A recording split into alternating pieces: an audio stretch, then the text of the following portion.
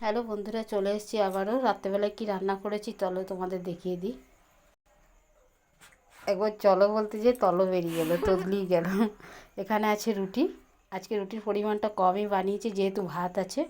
দুপুরের অনেকটা ভাত বেঁচে গেছে, ওর পাপা আসবো বলেছিল কি, সেই জন্য ভাতটা বেঁচেই গেছে, সেই জন্য রুটির পরিমাণটা কম করেছি।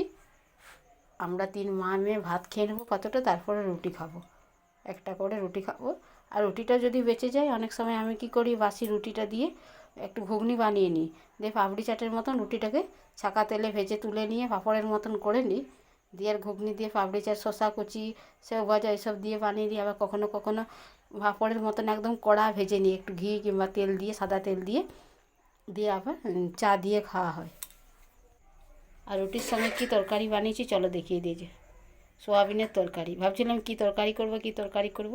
মেয়েগুলো চা পাতা আনতে গেলো, তখন মনে পড়লো না সোয়াবিন, ওদেরকে দিয়ে সোয়াবিন আনা করালাম, দিয়ে সোয়াবিনের তরকারি করেছি, সোয়াবিন আলুর তরকারি।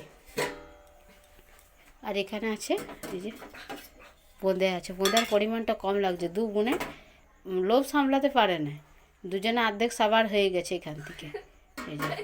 এই যে একটা লোভী দাঁড়িয়ে আছে, যে মুখে হাত দেবে, দিয়ে বলছে না মাম্মি আমি খাই নাই, দিদি খেয়েছে। দিদি বলছে যে না মাম্মি আমি খাই নাই, বুনু খেয়েছে, ওই রকম করে। কিন্তু যতই আমার কাছে ঠিক ধরা পড়ে যাবে, যতই ওরা বলুক না মাম্মি খাই না, আমি ঠিক ধরে ফেলবো যে 2 বোনেই খেয়েছে। 2 বোনে সেট হয়ে যাবে, বলবে দিদি তুই বলিস না, বুনু বলবে তুই বলিস না, যে দুজনে খাবে।